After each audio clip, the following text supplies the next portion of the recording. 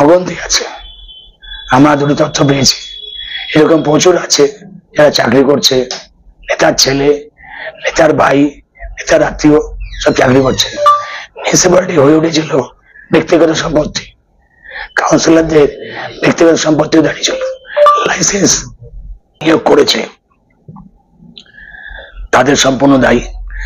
যে চেয়ারম্যান আন্ডারে হয়েছে তারাই দায়ী। তারা সব জেনে বুঝে করেছিল। তারা ভেবেছিল কোনোদিন এখান থেকে যাবো না, যা কিছু তাই করে যাবো। তার জন্যই আজকে এই অবস্থা দাঁড়িয়েছে। প্ল্যান নিয়ে বিস্তর অভিযোগ, পরবর্তীকালে আমি প্ল্যান নিয়ে আপনাদের ডাকবো। টোটাল স্যাংশন প্ল্যান কত হয়েছে, কিভাবে হয়েছে, কার মাধ্যমে হয়েছে, সব শুনলে আপনারা ভাববেন যে সরকারি কাজে করতে গিয়ে সরকার অর্থ পাচ্ছে না, পাচ্ছে কাউন্সিলররা। মিউনিসিপ্যালিটি অর্থ পাচ্ছে না, ট্যাক্স পাচ্ছে না, ট্যাক্স না দিয়ে সব প্ল্যান স্যাংশন হয়ে যাচ্ছে। মারাত্মক অভিযোগ যে যাদের বয়স কম, বয়স 87 এর আগে বাচ্চা দেখা পাবে না বলে বাড়িয়ে দিয়ে। আপনি ভাবুন, কোন নিয়ম নীতি তোয়াক্কা না করে এইসব নিয়োগ হয়েছে। আমি চাই জনগণ জানুক, জনগণ পৌরসভাতে সুষ্ঠু পরিষেবা পাক।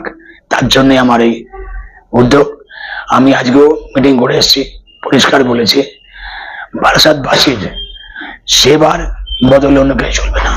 সেবার বলতে জিরো টলারেন্স থাকবে, কোন রকম সেবা বাদ দিয়ে কোনো কিছু করা চলবে না। তার জন্য আজকে এই ডিজাইন চলছে। কিছু স্বার্থান্বেষী লোক তারা অন্য কিছু ভাবছে। পূর্ণাঙ্গ তদন্তের জন্য আপনারা কোথায় যাচ্ছেন, কাদের কাছে আবেদন? আমি এটা নিয়ে ডিএম বলুন, এসডিও বলুন, কথা বলবো স্বচ্ছ তদন্ত করে বের করা হোক। যতগুলো অবৈধ নিয়োগ হয়েছে সেই নিয়োগগুলো বের করে তাদের চাকরি থেকে স্যাক করা হোক এবং যোগ্য লোক এখানে চাকরি পাক, যাদের দক্ষতা আজকে পৌরসভার কাজে লাগবে, জনগণ উপকৃত হবে। কোন সময়, কোন সালে হয়েছে এটা? এটা বিভিন্ন সময় হয়েছে, সব চেয়ারম্যান আন্ডারই হয়েছে, কেউ বাদ যায়নি, সব চেয়ারম্যানই করেছে। হয়তো অনেকে সময় যাদের উদাহরণ দিলেন, এদের জয়েনিং সালটা কত? 90 সালে মানে 7/4/2015 সার্টিফাই করেছেন চেয়ারম্যান।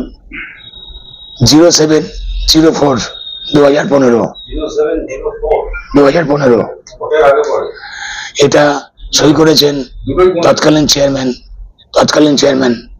অশ্বিনী মুখার্জি। অশ্বিনী মুখার্জি নাকি এটা সই রেখে আপনি বুঝবেন না কে সই করেছে। এটাও চেয়ারম্যান করা। কে করবে অভিযোগ?